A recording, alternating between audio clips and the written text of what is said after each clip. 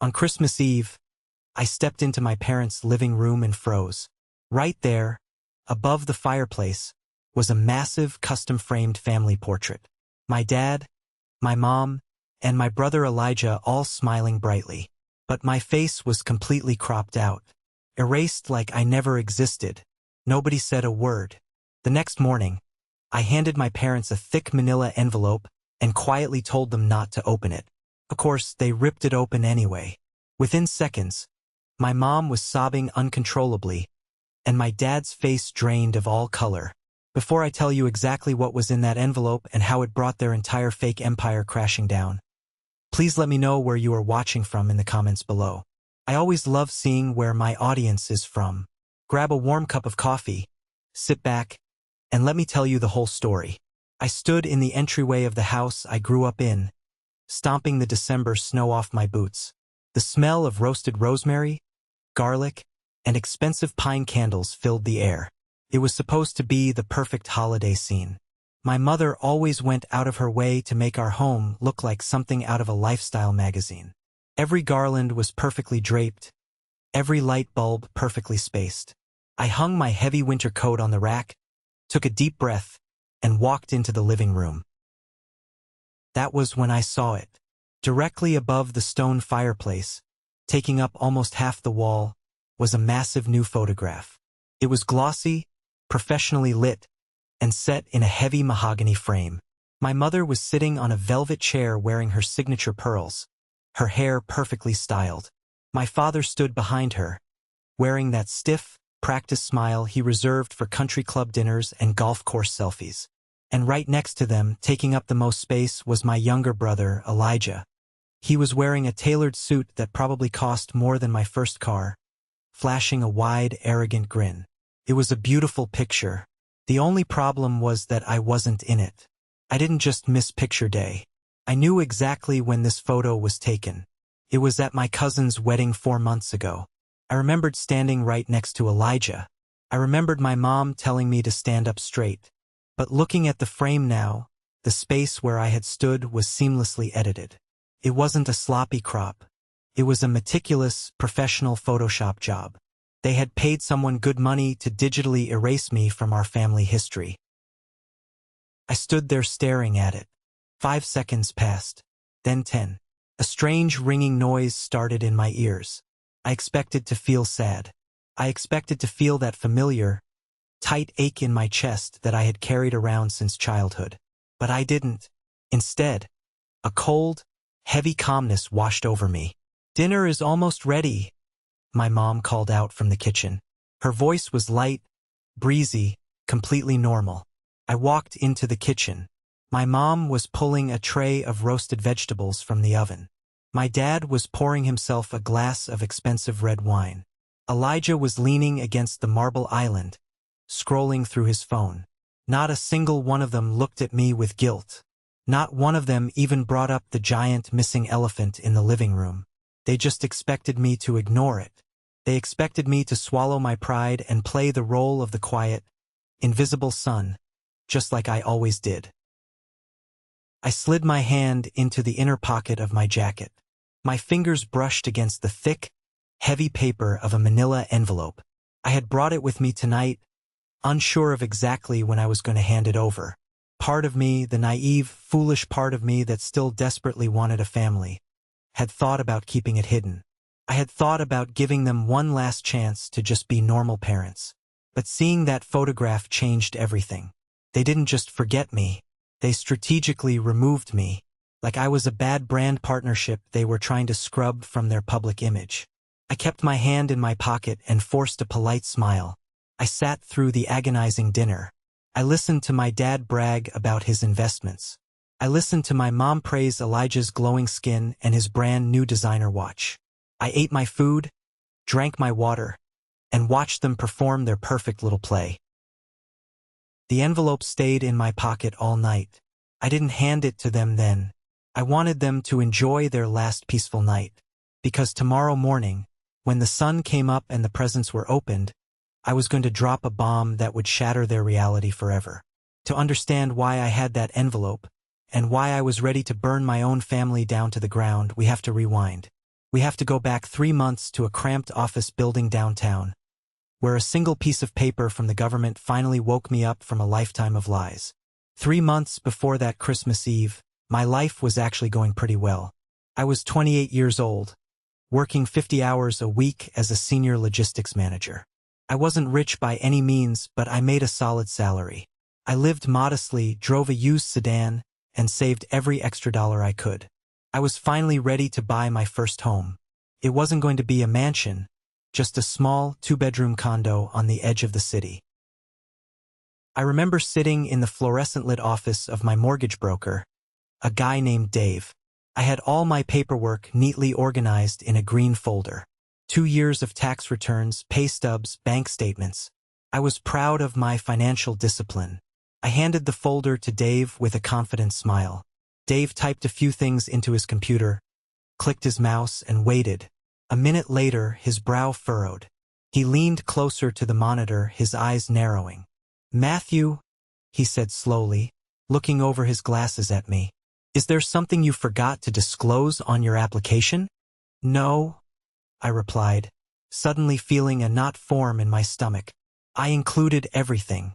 My car is paid off. I have 0 credit card debt, and my student loans are cleared." Dave turned the monitor around so I could see it. "Then you need to explain this. Your credit report is showing a massive red flag. You have an active tax lien from the IRS for unpaid property taxes. And it's not a small amount. We're talking tens of thousands of dollars." I stared at the screen. The words blurred together. "That's impossible," I stammered. "I rent an apartment. I don't own any property.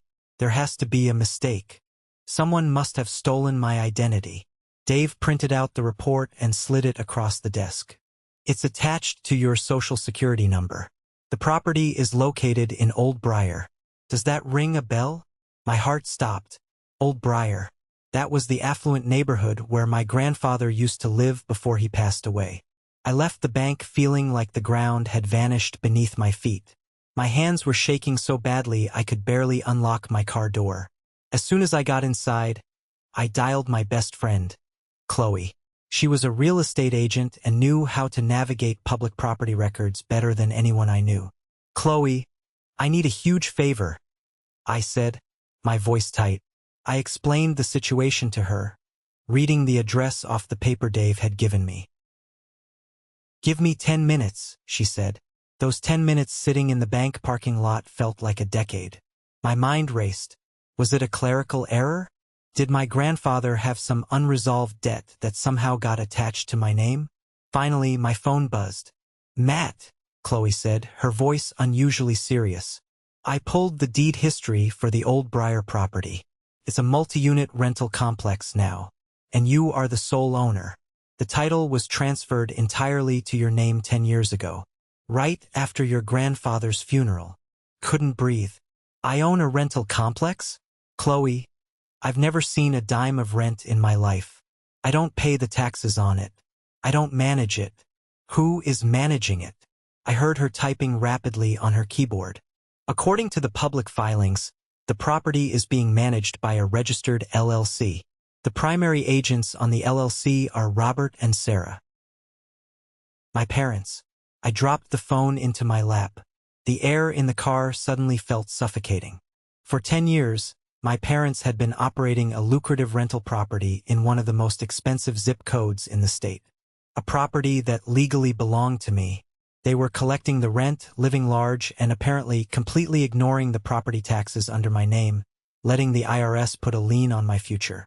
I closed my eyes, and suddenly, a memory hit me like a physical punch to the gut. A memory from exactly 10 years ago. The puzzle pieces were violently snapping together, and the picture they formed made me want to throw up. I was 18 years old when my grandfather passed away. He was the only person in my family who ever actually saw me. While my parents were busy parading Elijah around, signing him up for elite sports camps and private tutors, my grandfather would sit with me on his porch. He taught me how to play chess. He asked me about my favorite books. When he died, it broke me. I remember the day of his funeral vividly. It was raining, a cold, miserable autumn drizzle. I was sitting in the back of a black town car, wearing a cheap, ill-fitting suit, staring out the window at the wet pavement. My chest felt hollow. When we got back to our house after the burial, the place was full of distant relatives eating catered sandwiches and drinking weak coffee. I retreated to the kitchen to get away from the noise. I was sitting at the island, staring blankly at a glass of water, when my dad walked in. He was followed by my Uncle Dylan, a guy who always wore expensive cologne and thought he was the smartest guy in any room. My dad placed a thick stack of papers on the kitchen counter in front of me. He patted my shoulder, a rare gesture of affection that instantly made me lower my guard. "I know it's a tough day, buddy," my dad said, his voice soft and solemn. "But we have a lot of ugly administrative stuff to handle. Grandpa's estate is a mess. There are a lot of debts, hospital bills, and funeral expenses that need to be cleared." Uncle Dylan handed me a heavy black pen. "Your grandfather left you a little bit of cash to help with your first car, Matt. But the state requires a bunch of legal sign-offs from all immediate family members to process the estate and settle his debts. Your mom and dad have already signed their parts. We just need your signature on these releases so we can get the funeral home paid." I was 18. I was grieving the only person who cared about me. I trusted my father. I trusted my uncle. I didn't read a single word of those documents. I just took the pen and signed my name where the little yellow sticky notes told me to, page after page. Sitting in my car 10 years later, clutching the steering wheel until my knuckles turned white, the truth finally washed over me. Those weren't release forms for hospital bills. I had signed a comprehensive power of attorney. I had signed away my rights to manage my own inheritance. I had given my parents full legal control to operate the property, collect the income, and make financial decisions on my behalf. They had used my grief as a weapon to blindfold me while they robbed me blind. A heavy, dark anger started to boil in the pit of my stomach. It wasn't just a quick flash of madness. It was a deep, historical rage. Because finding out they stole a house from me was terrible, but realizing what they did with that money over the next 10 years was what truly broke my heart. The anger wasn't just about the money. It was about the excruciating contrast of how we lived. It was about the lies they told me straight to my face while they were secretly cashing my checks. 2 months after the funeral, I was sitting at that exact same kitchen island. I had just received my acceptance letter to a top-tier state university. I had worked my fingers to the bone in high school.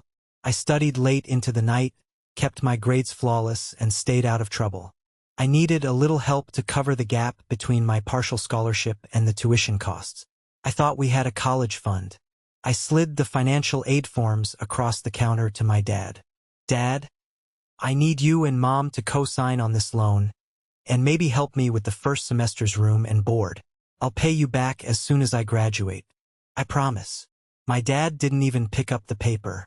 He just sighed, rubbing his temples like I was giving him a massive headache. "Matthew, you have to be realistic," he said, using his best disappointed parent voice. "Things are incredibly tight right now. The economy is rough. We are drowning in expenses. We don't have a college fund sitting around for you. You're a smart kid, you need to figure this out on your own. Maybe defer a year and work at the hardware store." I felt a lump form in my throat, but I nodded. I didn't argue. I packed my bags, moved out, and crashed on the couch of my buddy, Luke. I took out high-interest private loans. I worked 3 jobs. I flipped burgers until 2 a.m., woke up at 6 a.m. to clean library floors, and went to class in between. I ate instant noodles so often that the smell of them still makes me nauseous today. While I was doing that, my parents were telling me they were broke. But exactly 2 months after my dad told me they had no money, it was Elijah's 18th birthday. I remember coming home for a quick weekend visit to do my laundry because I couldn't afford the laundromat. I walked up the driveway and stopped dead in my tracks. Sitting perfectly parked in front of our garage was a brand new, pristine white Porsche. It had a massive red bow slapped on the hood. My parents were standing on the lawn holding champagne glasses. Elijah was jumping up and down, screaming, hugging my mom, high-fiving my dad. "You guys are the best parents in the entire world," Elijah yelled, dangling the shiny keys in the air. I stood by the trash cans, holding a plastic laundry basket full of cheap, faded t-shirts.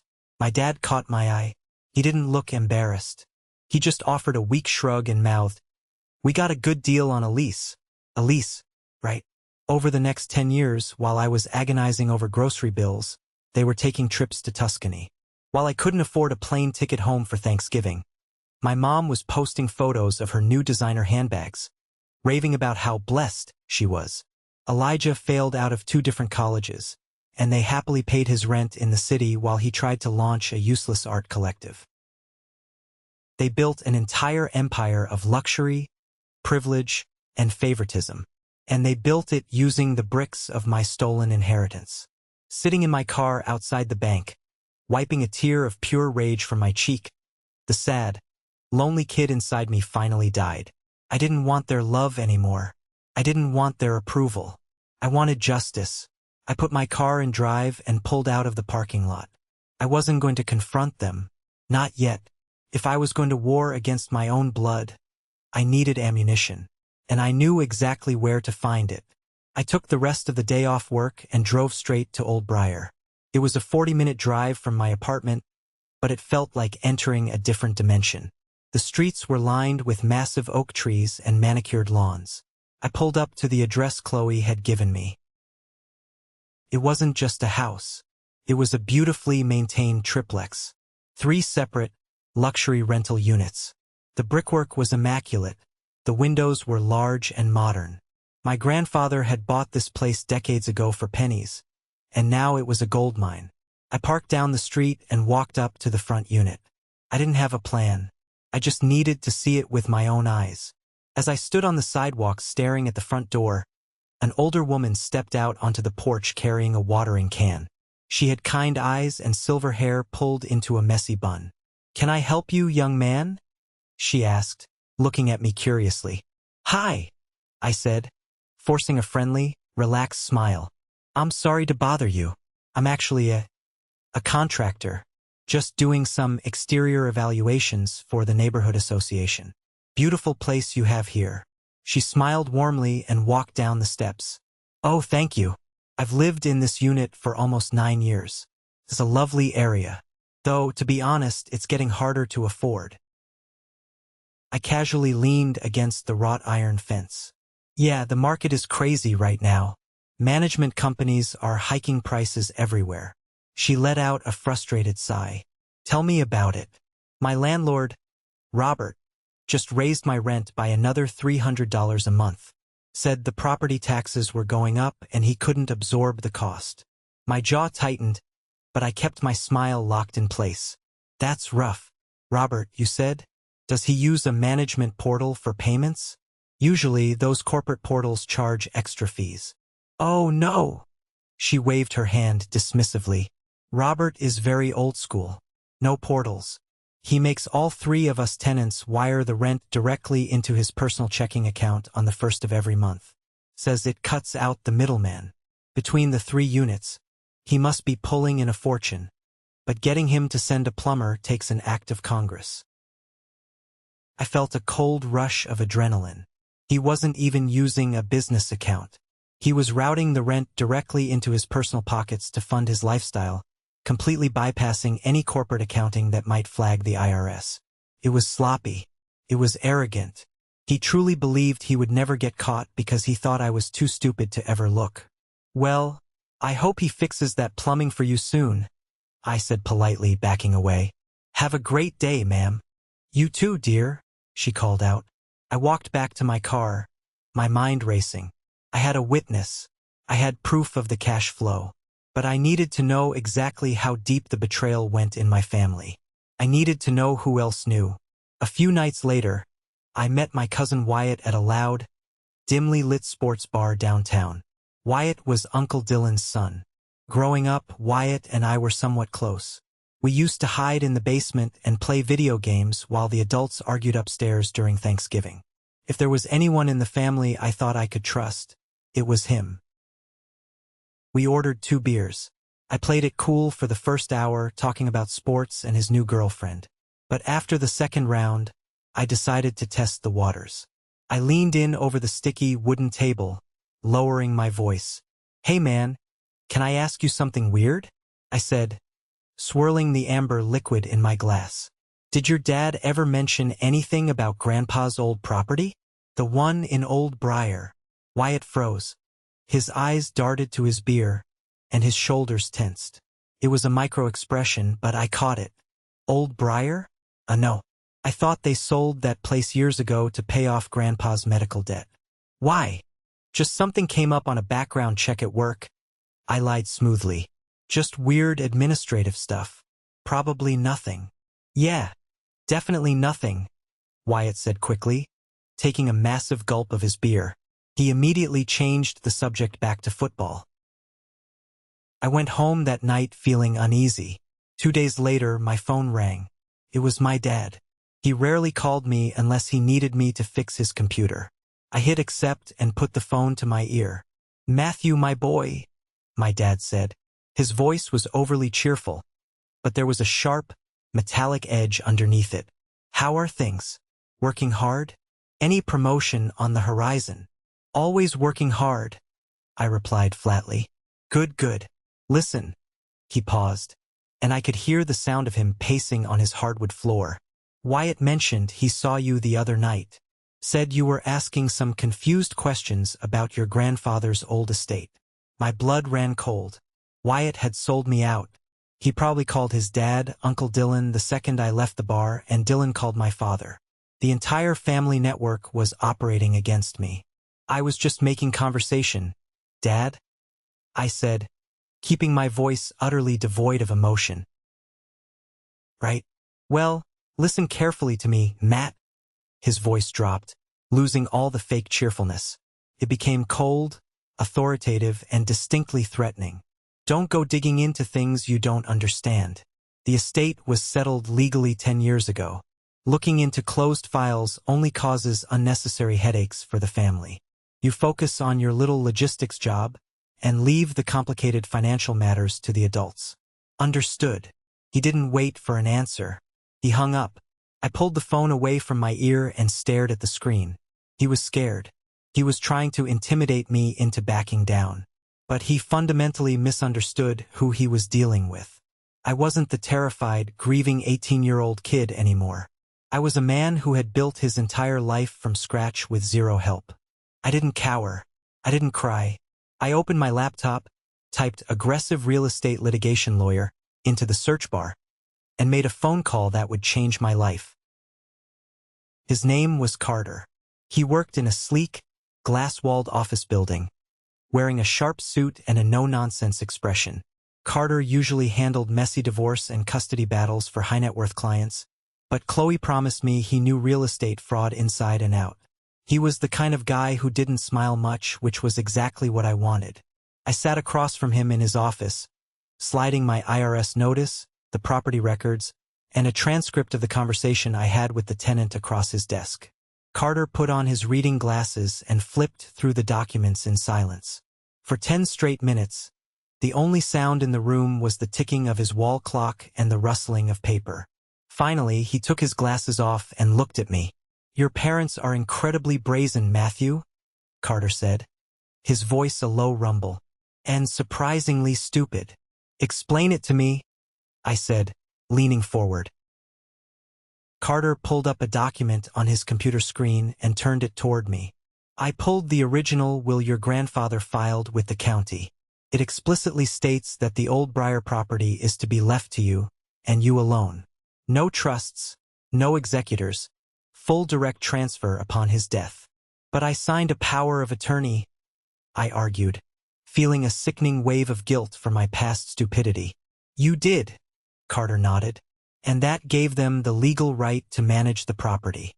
But it did not give them the right to misappropriate the income. A power of attorney legally binds the agent, your parents, to act strictly in the best financial interest of the principal you. By funneling the rent into their personal accounts, failing to pay the property taxes in your name, and using the funds for luxury personal expenses, they have committed textbook fiduciary fraud, grand theft, embezzlement." I exhaled a shaky breath. Can I take it back? Carter leaned back in his leather chair, steepling his fingers. Matthew, you don't just take it back. You drop a nuclear bomb on them. I can file an immediate injunction to freeze their access to the property. I can revoke the power of attorney effective immediately. We will redirect all future rent to a secure account in your name. And then, we sue them for every single penny of back rent they stole over the last decade. If they can't pay it, the IRS will seize their personal assets to cover the tax lien they caused. Who helped them do this? I asked. My dad isn't smart enough to set up an LLC to shield liability while hiding behind a POA. Carter tapped a piece of paper. The LLC was registered by a CPA named Dylan. Your uncle, I presume? He structured this whole thing. He's complicit. Everything made sense now. The network of lies, the sudden wealth, the desperate phone call to keep me quiet. Draft the papers, Carter, I said, my voice steady and resolute. Draft the revocation. Draft the eviction warnings for them to stay off the property. Draft the demand letters for the stolen money. I want it all legally binding and ready to serve. Carter finally smiled. It was a sharp, dangerous smile. Consider it done. Where do you want to serve them? I can send a process server to their house. I looked out the window at the bustling city below. It was mid-December. The holidays were approaching. My mother loved the holidays. She loved the performance of a perfect family. No, I said quietly. Don't send a server. Put the documents in a manila envelope. I'll deliver them myself. On Christmas. Which brings us back to that Christmas Eve. The night of the missing family portrait. After seeing my face meticulously erased from the wall, I sat at the dining room table, surrounded by the people who shared my DNA but nothing else. The table was set with fine china and crystal glasses. A massive roasted turkey sat in the center. It was a masterclass in visual perfection and a complete black hole of actual affection. So, Elijah, my dad said, cutting into a piece of white meat, tell Matthew about the big news at the agency. A promotion, right? Elijah swirled his wine glass, looking incredibly pleased with himself. Oh, it's nothing major. Just got bumped up to senior creative director. The salary increase is nice, but really it's about the creative control, you know? I knew for a fact his agency was a struggling startup that had less than 10 employees, and his promotion was likely just a title change because half the staff had quit. But my mom gasped like he had just won a Nobel Prize. We are so incredibly proud of you, sweetie, she beamed, reaching over to squeeze his hand. You've always had such a brilliant eye. She turned to me, her smile dropping just a fraction. And how are things at the warehouse, Matthew? Still moving boxes. I manage the regional logistics for the Eastern Seaboard, Mom, I said flatly, taking a bite of my food. And yes, things are fine. That's nice, dear, she said dismissively, already turning her attention back to Elijah. After dinner, we moved to the living room to exchange a few early gifts. My dad handed Elijah a sleek, rectangular box. Elijah tore the paper off to reveal the keys to a brand new, luxury ski cabin rental for a week in Aspen. Fully paid for. You've been working so hard, son, my dad said, clapping him on the shoulder. You deserve a break. Then, my mom handed me a small, awkwardly wrapped square. I unwrapped it. It was a ceramic coffee mug. Printed on the side, in cheap, peeling letters, were the words, somebody's favorite daughter. The room went dead silent. Elijah snorted, trying to hold back a laugh. My mom's face flushed. Oh my goodness, Matthew. I am so sorry. The girl at the boutique must have put the wrong mug in the box. I bought you one that said, World's Best Worker. I can return it on Monday. Don't worry about it, Mom, I said, setting the insulting mug down on the glass coffee table. It's perfect. Really captures the essence of how well you know me. My dad frowned, clearly not liking my tone. Don't be ungrateful, Matthew. Your mother spent all day cooking. I didn't argue. I didn't yell. I just looked up at the giant family portrait over the fireplace, the portrait of 3 people. The real family. I was just the ghost haunting their dining room, the ATM machine they kept locked in the basement. "I'm tired," I said, standing up. "I'm going to head to bed. Merry Christmas." My mother had put me in the guest room at the end of the hall. It used to be my bedroom, but they had stripped it of any personality years ago. Now it was just a sterile room with beige walls, a lumpy mattress, and a closet full of my mother's out-of-season coats. I closed the door behind me and locked it. The house was settling. I could hear the faint sound of the television playing a holiday movie downstairs.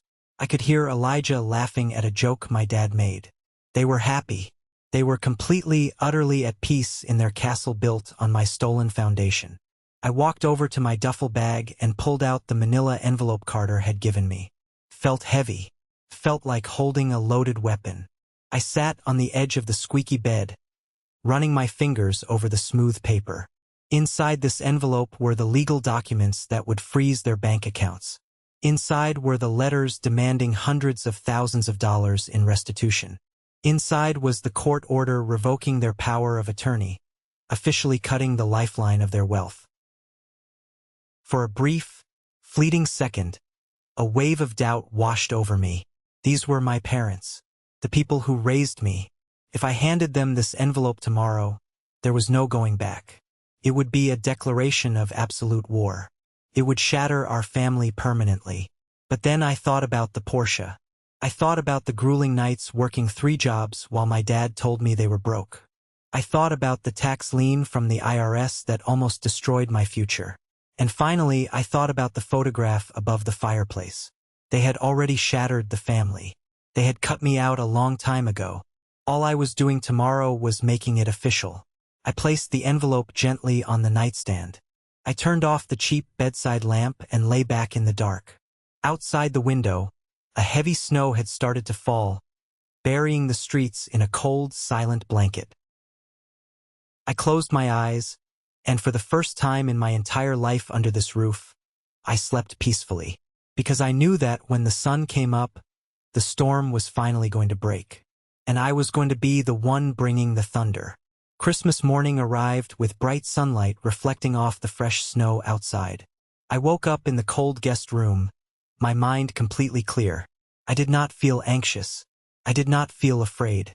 I got dressed, grabbed the thick manila envelope from the nightstand, and walked downstairs. The living room was a sea of torn, expensive wrapping paper and shiny ribbons.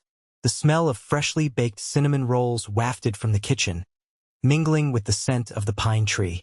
My dad was sitting in his leather recliner, sipping black coffee.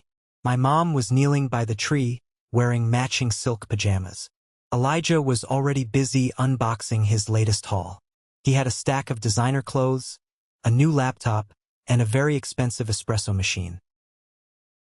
"Morning, Matthew," my dad said casually, not looking up from his tablet. "Grab a cinnamon roll. We saved you one." I did not go to the kitchen. I walked straight into the center of the living room. I stood right in front of the marble coffee table. I looked up at the giant family portrait over the fireplace one last time. The 3 of them smiling, my space completely erased. Then I looked down at my actual family. I pulled the envelope from my pocket and dropped it onto the center of the marble table. It made a heavy, definitive smack. Elijah looked up from his new laptop. "What's that? Did you actually buy us a real present this year?" My dad chuckled, setting his tablet down. He leaned forward, expecting to find a gift card to a steakhouse or maybe some concert tickets. "You didn't have to do that, son. We know money is tight for you." I crossed my arms. "Open it." My mom smiled warmly. She reached out with her perfectly manicured hands and slid the envelope toward her. She undid the metal clasp and pulled out the thick stack of legal documents. I watched her eyes scan the top page. It was a formal, legally binding notice of revocation of power of attorney. Right below that was a cease and desist order. And behind that was the civil lawsuit draft demanding immediate restitution for 10 years of stolen rental income. At first, her brain could not process what she was looking at. She blinked rapidly. Her smile faltered, turning into a confused, tight line. She read the bold print at the top of the page again. Then her eyes darted to the second page. The property address in Old Briar. The mention of the LLC registered by Uncle Dylan. The exact dollar amounts of the monthly rent they had been illegally funneling into their personal checking accounts. Her hands started to shake. The heavy legal paper rattled against her diamond rings. "Sarah?" my dad asked, noticing the sudden shift in the room's energy. "What is it?" My mom could not speak. Her face went entirely pale. All the color drained from her cheeks, leaving her looking completely hollow. The paper slipped from her fingers and fluttered back onto the coffee table. My dad grabbed the documents. He adjusted his reading glasses and read the first paragraph. I watched the arrogant, confident patriarch of the family completely disintegrate in real time. His jaw went slack. The tablet slid off his lap and clattered onto the hardwood floor. "Matthew," my dad whispered. His voice was completely unrecognizable. It was a dry, raspy wheeze. "Where did you get this?" "I got it from public records, Dad," I said, my voice steady and cold. "I got it from the county clerk. I got it from the tenant you just raised the rent on last month. And I got it from my lawyer, who is fully prepared to take everything you own." The holiday music playing softly on the stereo suddenly felt incredibly loud. The perfect Christmas morning was dead. The bomb had detonated, and I was standing right in the blast zone, completely unharmed. "This is insane," my dad finally stammered. He threw the papers back onto the table like they were covered in acid. He stood up, trying to physically dominate the space, puffing his chest out. "This is some kind of sick joke. We managed that estate legally. You signed the paperwork." "I signed a power of attorney," I shot back, taking a step forward. I did not shrink down. I met his eyes with absolute fury. "I signed a document giving you the right to manage the property on my behalf. I did not sign a document giving you permission to steal my inheritance. I did not sign a document allowing you to route my rental income into your personal bank accounts to fund your vacations." My mom burst into tears, real ugly tears. She covered her face with her hands. "Matthew, please, you don't understand. We were protecting you. You were 18 years old. You didn't know how to handle real estate. You would have squandered it." "Protected me?" I laughed. It was a harsh, bitter sound. "You protected me by letting the IRS slap a massive tax lien on my social security number because you were too busy buying designer bags to pay the property taxes in my name? You protected me by telling me you were completely broke when I begged you for help with college tuition." I pointed a finger at the white Porsche sitting in the driveway outside the window. "You told me to work 3 jobs. You watched me eat instant noodles and sleep on a friend's couch. And 2 months later, you bought him a luxury sports car with my money. You call that protection? I call it grand theft." "Don't you dare speak to your mother that way," my dad roared. His face was bright red now. The veins in his neck were bulging. He was losing control, and he knew it. "We put a roof over your head for 18 years. We fed you. You owed us. That house was the only way we could keep this family afloat." "Keep this family afloat?" I echoed. "You mean keep up the illusion. You wanted the country club membership. You wanted the first-class flights to Tuscany. You used my grandfather's dying gift to build a fake upper-class lifestyle, and you treated me like a burden the entire time." My dad pointed a trembling finger at me. "If you file this lawsuit, you will destroy this family. You will ruin us financially. Is that what you want? You want to see your own parents out on the street. You ruined yourselves." I stated simply. "I am just turning the lights on. The gig is up, Dad. The LLC Uncle Dylan set up to shield you is useless because you commingled the funds. You broke every fiduciary law on the books. My lawyer already filed the injunction. As of this morning, your access to the Old Briar property is legally frozen. The tenants have been served with notices to redirect all payments to a trust in my name. You don't have a dime of my money anymore." My mom wailed, sinking onto the sofa. "Matthew, please, we can work this out. We can give you a cut. We can make you a partner in the LLC." "I own the whole thing, Mom," I said, shaking my head at her absolute delusion. There is no partnership. You are thieves. And I am your landlord kicking you out. The room fell silent again, save for my mother's sobbing. They had no cards left to play. Their authority was gone. Their wealth was gone. The fake empire of sand they had built over the last 10 years was washing away right in front of their eyes. But there was one person in the room who still had not fully grasped the reality of the situation. Elijah. He had been sitting on the floor, surrounded by his expensive gifts, staring at us with wide, panicked eyes. And then, he opened his mouth and made the biggest mistake of his life. Elijah scrambled to his feet. He looked from the legal documents to my dad, and then finally glared at me. His face was twisted with that familiar, entitled rage he always got when someone told him no. "You can't do this, Matt," Elijah snapped, stepping between me and our parents. "You don't even need that money. You have a good job. You live in a cheap apartment. You like living like that. We actually need this income to maintain our standard of living." I stared at him, genuinely amazed by his sheer audacity. "You think you have a right to my money because you like expensive things? It's family money," Elijah yelled, his voice cracking. "Dad told me about the setup 2 years ago. He said Grandpa left the house, but you didn't care about it. He said you were fine on your own and that the rental income was going to support my art career. You can't just take back my funding." The room went dead silent. Even my mother stopped crying. I looked at my dad. He squeezed his eyes shut and ran a hand over his face. He knew Elijah had just handed me the final nail for their coffin. "You knew," I said softly, stepping closer to my brother. "For 2 years, you knew that the money paying your rent, funding your vacations, and buying your clothes was stolen from me. And you didn't say a single word." Elijah swallowed hard, suddenly realizing his mistake. He took a step back. I thought you knew. I thought it was an arrangement. You drove a Porsche bought with my stolen inheritance while I was working night shifts," I said, my voice dropping to a dangerous whisper. "You knew exactly what was happening. You are just as guilty as they are." I turned away from him and looked at my parents. They looked small, pathetic. The towering, intimidating figures of my childhood were completely gone, replaced by 2 desperate criminals caught red-handed.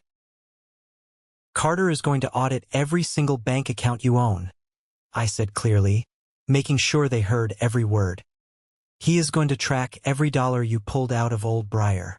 The demand letter gives you 30 days to pay back the last 10 years of stolen rent. If you can't pay it, the court will place a lien on this house.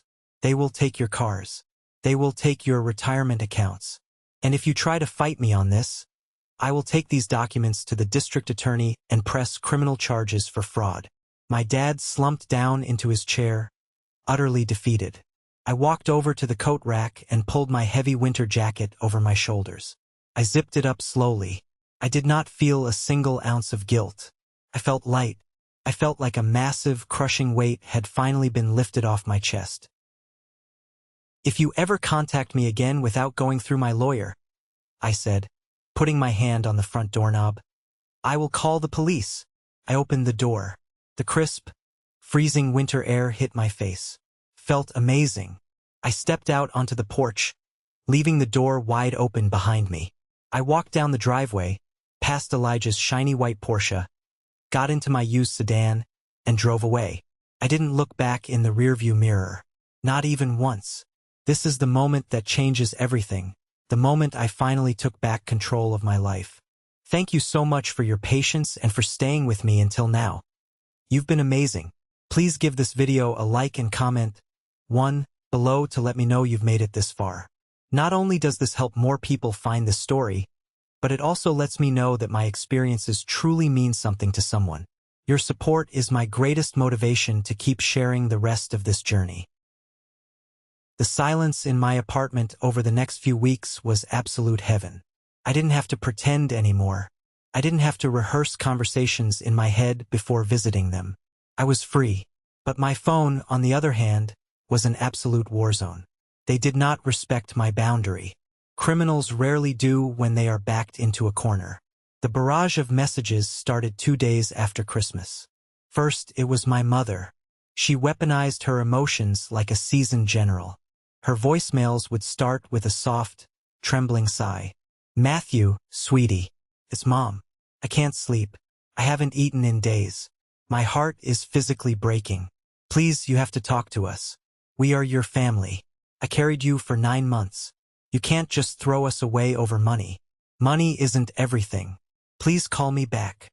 I listened to it once, felt absolutely nothing, and forwarded the audio file directly to Carter's email. When the guilt trips didn't work, the tactics changed. Next came the anger from my dad. His texts were long, frantic paragraphs full of capitalization and spelling errors. "You are destroying this family.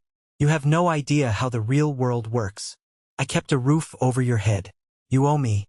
If you don't call off those lawyers by Friday, I am countersuing for the cost of raising you. You are an ungrateful son." I screenshotted the threats, forwarded to Carter. Then came the panicked, pathetic messages from Elijah. His reality was crumbling the fastest. "Bro, please. The bank sent me a repossession notice for the car. I don't have the cash to make the payment this month. Can you just unlock the account for 1 more week? Just so I can figure things out? We are brothers. Don't do this to me. Delete. Block." The funniest attempt came from Uncle Dylan, the smart guy who orchestrated the whole LLC scam. He tried to call me from his office line, playing the role of the wise, neutral mediator. "Matthew, my boy, let's not get the courts involved. Lawyers just drain everyone's pockets. Let Uncle Dylan sit down with you and your dad, and we can restructure the LLC so you get a fair percentage moving forward. Keep it in the family, right?" I didn't block Dylan. I had Carter send a formal letter directly to his accounting firm, threatening to report him to the state licensing board for aiding and abetting fiduciary fraud. Uncle Dylan never called me again. I maintained absolute, ironclad discipline. I did not respond to a single text. I did not answer a single call. I knew that the moment I engaged, I would give them power. My silence was a fortress they could not breach. They were screaming into a void, and the echo of their own panic was starting to deafen them. They had spent 10 years treating me like I was invisible. Now I was giving them exactly what they always wanted. I disappeared. The financial dominoes did not just fall. They collapsed violently. When you build a lifestyle that requires $10,000 of stolen rental income every single month to stay afloat, cutting that cord is like pulling the plug on a life support machine. They had zero savings. Every dime they stole had been spent on maintaining their upper-class illusion. I didn't have to go looking for information. The gossip in our extended family network was too juicy to contain, and pieces of it constantly drifted back to me through mutual acquaintances. By February, the bank officially seized Elijah's white Porsche. He couldn't make the payments without my grandfather's money. His promotion at the agency turned out to be worthless because the startup folded. Without his luxury car and his endless cash flow to buy drinks for his friends, his social circle abandoned him. He had to break the lease on his overpriced downtown apartment and move back into the basement of my parents' house. The golden child was officially grounded. My parents fared even worse. Carter's audit was ruthless. He proved they had embezzled nearly $1 million over the decade. To settle the civil suit and avoid me pressing criminal charges, my parents had to liquidate everything. They had to sell their massive house, the house with the giant, edited family portrait. They downsized to a cramped, 2-bedroom condo on the unfashionable side of town. But even that wasn't enough to cover their debts. My dad, the proud patriarch who used to lecture me about hard work while stealing my checks, had to swallow his massive pride. I heard from a former neighbor that he was making cold calls, begging his old clients for consulting work. Nobody was biting. Word gets around in wealthy circles when you lose your house. My mom had to get a job. For the first time in 30 years, she had to clock in. She got a part-time retail gig at a high-end clothing boutique downtown. The very same boutique where she used to drop thousands of dollars on designer clothes. Now, she was steaming garments and ringing up yoga pants for the women she used to play tennis with. The poetic justice of it all was almost cinematic.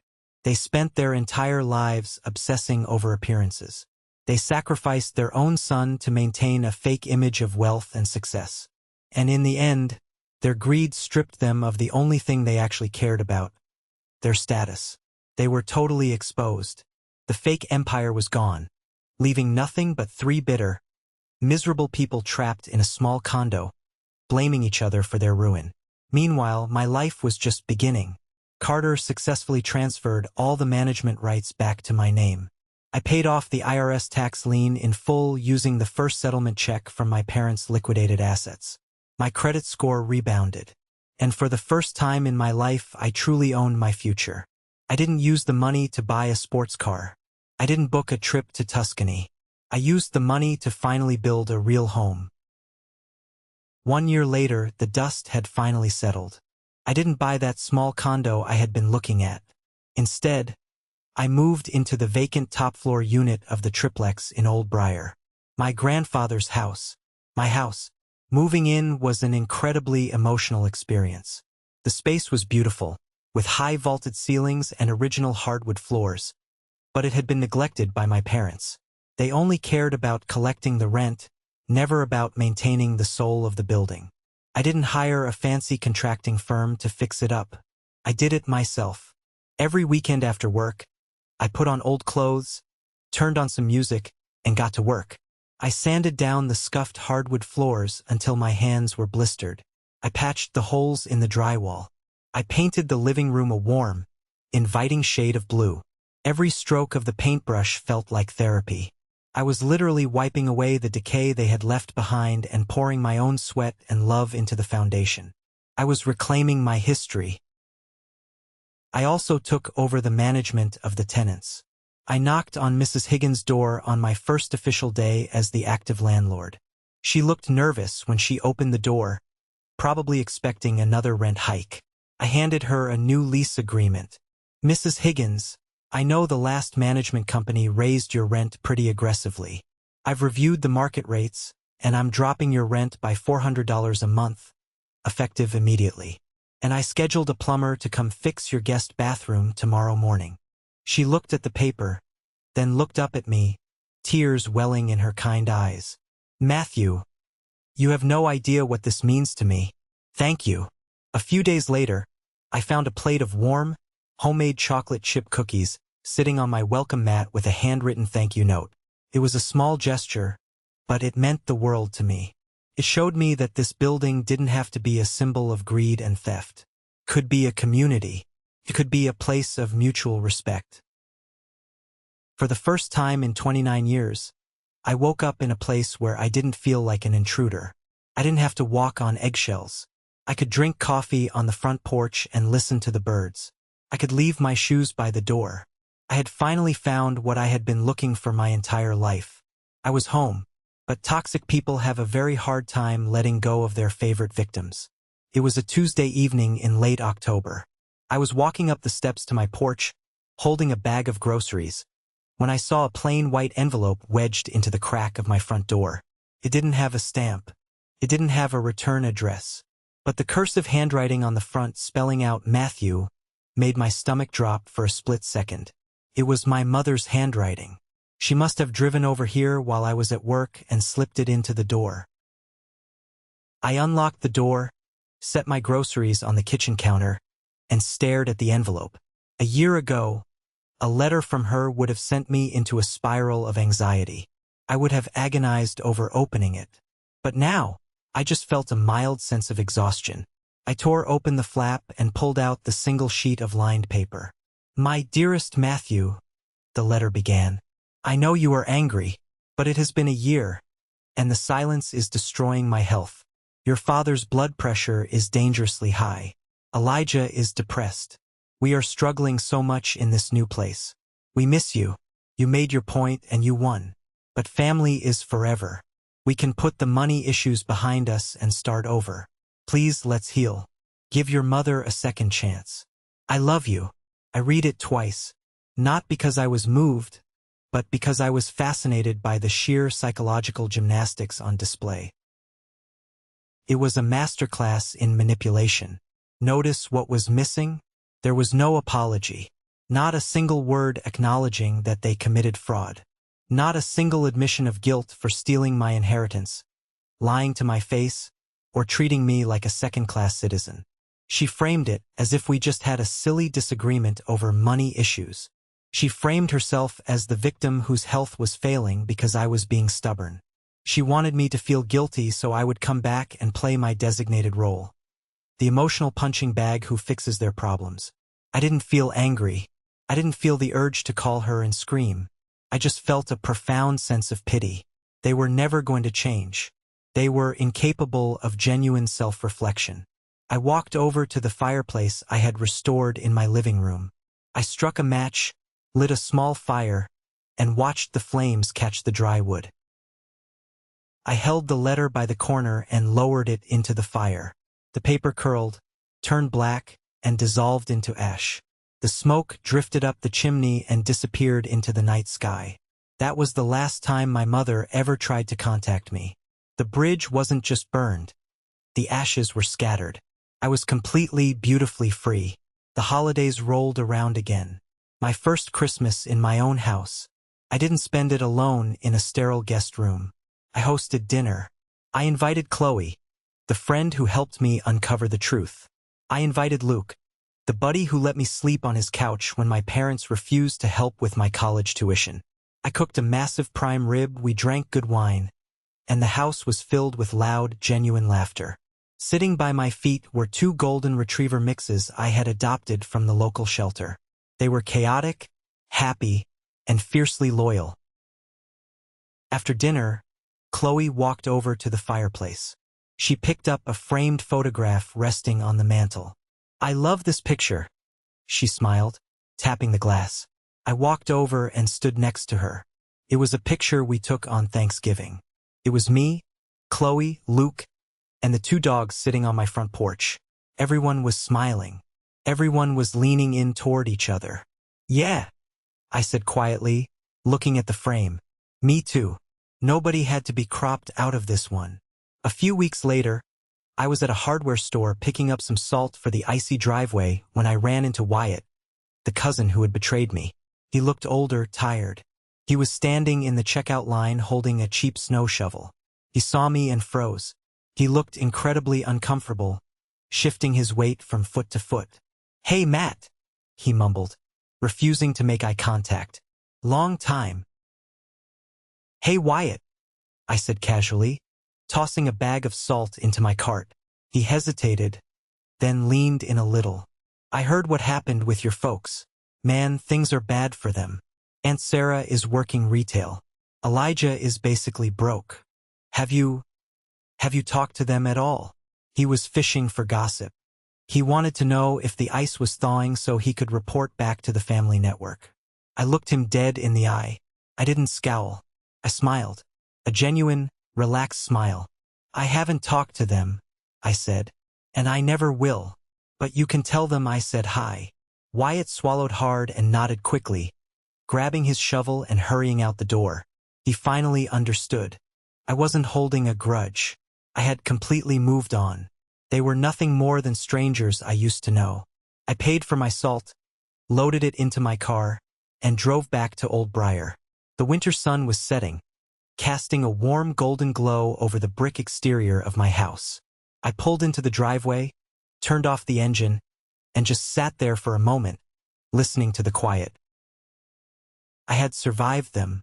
I had fought the hardest battle of my life against the people who were supposed to protect me, and I had won. Not just the lawsuit. I had won my peace of mind. When I look back on everything, I realize the greatest gift my grandfather left me wasn't the property in Old Briar. It wasn't the brick walls, the hardwood floors, or the monthly rental income. The greatest gift he left me was the truth. The inheritance was just the catalyst. It was the flashlight that illuminated the dark, toxic reality of my family. For 28 years, I thought I was the problem. I thought I wasn't smart enough, charismatic enough, or successful enough to earn their love. I thought Elijah was just better than me. But the money revealed their true character. They didn't love Elijah more. They loved the reflection of themselves they saw in him. And they didn't hate me, they just found me useful. I was a tool to be used and discarded. We are taught from a very young age that blood is thicker than water. We are conditioned to believe that we owe our parents our undying loyalty simply because they gave us life. But respect is a two-way street. Love should not be a transactional arrangement. If someone is actively destroying your mental health, stealing your peace, or manipulating your reality, you are allowed to walk away. It doesn't matter if they share your last name. It doesn't matter if they sat at your dinner table for 20 years. You are allowed to protect yourself. Cutting out toxic family members isn't an act of cruelty. It is the ultimate act of self-preservation. Sometimes, the strongest, bravest thing you can possibly do is pack your bags, walk out the front door, and never look back. Today it's Christmas Eve again. I'm sitting in my living room. The fire is crackling. My dogs are asleep on the rug. The house is quiet, warm, and entirely mine. There are no fake smiles. There are no passive-aggressive comments about my clothes or my job. There is only peace. I built a life I don't need a vacation from, and I surrounded myself with a family I chose. Thank you for sticking around and listening to my story. It wasn't an easy one to tell, but it's one I know I needed to share. I hope this resonated with you in some way. Family dynamics can be incredibly complicated, and sometimes the hardest wounds to heal are the ones inflicted by the people closest to us. Have you ever found yourself in a similar situation? Have you ever had to walk away from someone you loved in order to protect yourself? I read every single comment, and I would love to hear your experiences down below. If you have made it all the way to this exact moment in the video, you are part of an exclusive group. I want you to go down to the comments and type the letter W. W stands for winner. It lets me know that you are part of the 1% Club, the amazing people who watch these stories until the very last second. You guys are the reason I keep making these videos. If my story helped you or entertained you, please hit that like button and click follow so we can stay connected. I have a lot more stories to share with you. Until next time, stay strong, protect your peace, and never let anyone erase you from your own life.